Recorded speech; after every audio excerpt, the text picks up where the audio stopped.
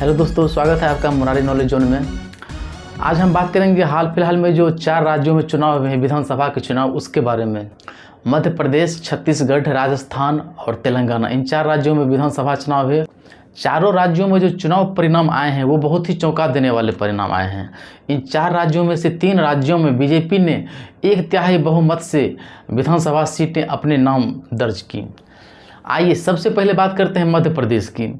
मध्य प्रदेश की विधानसभा में जैसा कि आप स्क्रीन पर देख पा रहे हैं 230 सीटें हैं और इसमें से सरकार बनाने के लिए 116 सीट की जरूरत होती है, जिनमें से बीजेपी ने 163 विधानसभा सीट पर दमदार जीत दर्ज की।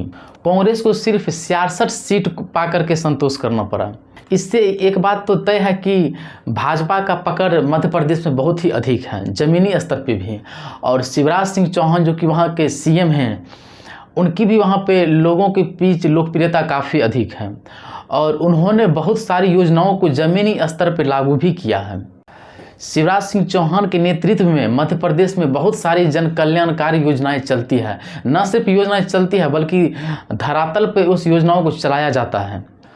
देखिए, योजनाएं निकालना अलग बात है और योजनाओं को निकाल करके उसको सुचारू रूप से लागू करवाना और पंक्ति में कतार में खड़े लोगों को, अंतिम छोर तक खड़े लोगों तक योजना के फायदे को पहुंचाना वो दूसरी बात है। और शिवराज सिंह चौहान की सरकार इस काम को बखूबी अच्छी तरीके से कर रही है। अब आगे बात करते हैं राजस्थान की। आप देख सकते हैं तस्वीरों में, राजस्थान में विधानसभा की टोटल संख्या 199 है। मतलब यहाँ सरकार बनाने के लिए बहुमत का आंकड़ा पाने के लिए 100 सीट की ज़रूरत चाहिए होती है। बीजेपी ने यहाँ 115 सीटें अपने नाम की जीत दर्ज करके। कांग्रेस को 69 सीट पाकर ही संतोष करना पड़ा। वहां पर अशोक गहलोत दोबारा सरकार लाने में, अपना सत्ता लाने में नाकामयाब रहे। आगे चलते हैं अब छत्तीसगढ़ में। यहाँ पे विधानसभा सीट की संख्या 90 है। मतलब यहाँ सरकार बनाने के लिए बहुमत के लिए 46 सीटों की आवश्यकता पड़ती है और यहाँ पर बीजेपी 54 सीट जीतने में कामयाब रही और कांग्रेस को सिर्फ 35 सीटों से ही संतोष करना पड़ा। यहाँ भी बीजेपी सरकार बनाने में सक्षम हो चुकी है अपने बदौलत। अब आगे चलते हैं तेलंगाना की तरफ। तेलंगाना के हालात काफ़ी अलग हैं। तेलंगाना में विधानसभा की टोटल 119 सीट हैं और यहाँ बहुमत पाने के लिए 60 सीटों का जरूरत पड़ता है और यहाँ पर अब कांग्रेस का सरकार बनने का रास्ता साफ हो चुका है। देखा जाए तो अब इस चुनाव परिणाम के आने के बाद कांग्रेस से भारत में सिर्फ 3 राज्यों में ही अपने दम पे सरकार बचाने में कामयाब रही, तेलंगाना, आंध्र प्रदेश और हिमाचल प्रदेश। इसके अलावा बिहार और झारखंड जैसे राज्यों में ये सत्ताधारी गठबंधन में शामिल है। मतलब गठबंधन सरकार में कांग्रेस पार्टी शामिल है। कांग्रेस के कुछ बड़े नेता बहुत दिन पहले से ही कहते आ रहे हैं कि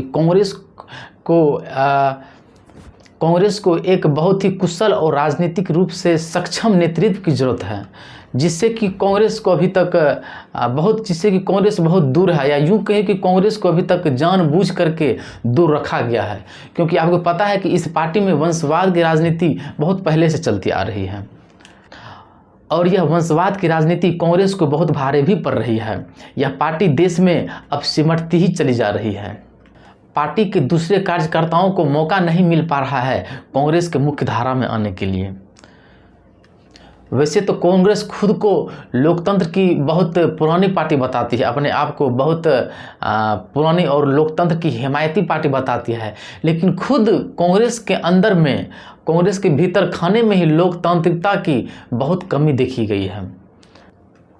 ऐसा भी नहीं है कि इस पार्टी में कुशल नेताओं की कमी है। कुशल नेता बहुत हैं, बस उन्हें आगे आने से रोका जा रहा है और जब तक उन नेताओं को मौका नहीं दिया जाएगा कांग्रेस रसातल में जाती रहेगी। बात करते हैं बीजेपी की। भाजपा जब से 2014 नरेंद्र मोदी जी के नेतृत्व में केंद्र में सरकार बनाई है, तब से भाजपा का कद लगातार इस देश के जनता के बीच ऊंचाई होते जा रहा है। मोदी और शाह के नेतृत्व में भाजपा एक नई मुकाम पर पहुंच गया है। अमित शाह को भाजपा का चाणक्य कहा जाता है और ऐसा इसलिए कहा जाता है कि इनमें जितने भी क्षेत्रीय दल हैं उनको साथ लेकर के चलने की एक ज़बरदस्त नेतृत्व क्षमता है और यही वजह है कि बीजेपी जिस भी राज्य में विधानसभा चुनाव में बहुमत से कुछ सीट अगर दूर भी रह जाती है तो वहाँ शाह के नेतृत्व में छोटे छोटे क्षेत्रीय दल चाहे निर्दलीय को मिलाकर के सरकार अपना बना ही लेती है। वैसे देखा जाए तो मोदी सरकार ने किसानों के लिए, इस देश में सभी के लिए, आम जनता के लिए बहुत योजनाएं चलाई है और ज़मीनी स्तर पे बहुत काम किया है। वृद्ध लोगों के लिए वृद्धा पेंशन चलाया है, किसानों के लिए किसान सम्मान जो निधि आती है, आप लोगों को पता ही होगा, वो भी चलाया है। साथ ही देश की सीमाओं को मजबूत कराने की दिशा में भी मोदी सरकार लगातार अच्छे काम कर रही है। इसी कड़ी में उन्होंने इस सरकार ने फ्रांस से 36 राफेल विमानों की खरीदारी की है और रूस से हवाई रक्षा प्रणाली जो है S-400 उसकी भी खरीद बिक्री की है और उसका आयात शुरू हो चुका है। मोदी सरकार बहुत सारे मोर्चों पर ईमानदारी से देश की सेवा में लगी हुई है और बहुत सारी योजनाएं चला रही है। और सबसे महत्वपूर्ण बात यह है कि इस सरकार में योजनाओं में घोटाला कभी नहीं हुआ है आज तक। और पिछली सरकारों में जो 2014 से पहले सरकारें थी, उनमें हर वित्तीय वर्ष में कुछ न कुछ घोटाला आना आम बात थी। घोटालों की सरकार ही उन लोगों को कहा जाता था। आप 2G स्पेक्ट्रम घोटाला, कॉमनवेल्थ घोटाला, बहुत सारे ऐसे घोटाला हैं, यानी कि हर साल घोटाले पे घोटाले होते रहते थे। अब देखना यह है कि आगामी जो 2024 में जो लोकसभा चुनाव है, इसमें कांग्रेस कुछ बेहतर प्रदर्शन करेगी या दहाई सीटों तक ही वह सिमट के रह जाएगी। हालांकि इन राज्यों में जो विधानसभा चुनाव हुए हैं, इनसे यह तो स्पष्ट है कि जनता भाजपा में विश्वास कर रही है और वो कांग्रेस को बकसने के मूड में नहीं है। भाजपा पे आम जनता का विश्वास अटूट है और वो अभी भी कायम है। मोदी और शाह के नेतृत्व में जनता इस देश को सुरक्षित देख रही है और हकीकत भी यही है।